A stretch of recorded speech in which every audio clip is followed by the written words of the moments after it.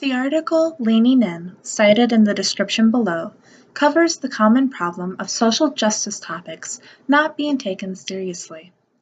Frequently, things can be taken personally, and as no one wants to be seen as a bad person, the gut reaction seems to be to outright deny the facts, sometimes by suggesting they're an incorrect opinion or referring to incidents, false or otherwise, that suggest a flaw with the statement about social injustice.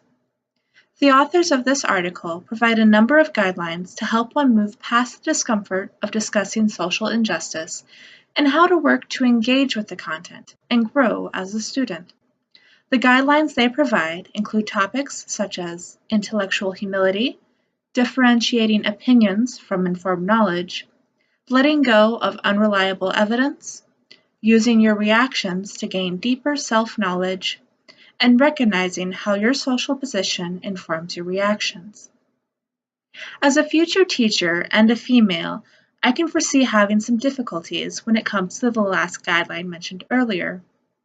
In general, I see myself as an individual who tries to keep an open mind and see varying issues and problems from the other side. That said, I know there are things I will be unable to fully grasp or see just because of how I was born, in regards to race, gender, social class, and preferences. Even with that in mind, I do pride myself on typically not treating others unfairly. There is one group, however, that I have a hard time not getting angry at: those that treat others as less than them based on what they were born into, such as their own race, gender, or social class. I get severely annoyed when I hear someone make a generalized comment that suggests females are naturally inferior to men, or that people with more skin pigment are inferior to those considered white. However, having experienced discrimination firsthand in regards to being female, I know full well that letting my anger show will only make the discriminator feel justified in their comments and actions. As such, it is important that I be able to recognize how my position influences my reactions in attempts to calm them, and even how their social positions inform their reactions, so I might attempt to avoid negative confrontations in the first place.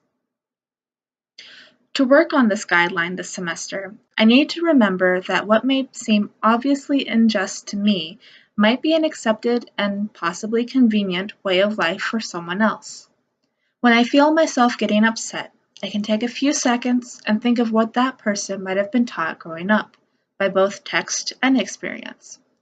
If they grew up constantly seeing only men doing hard work and women doing housework, they might have grown up with the assumption that that's all women were capable of.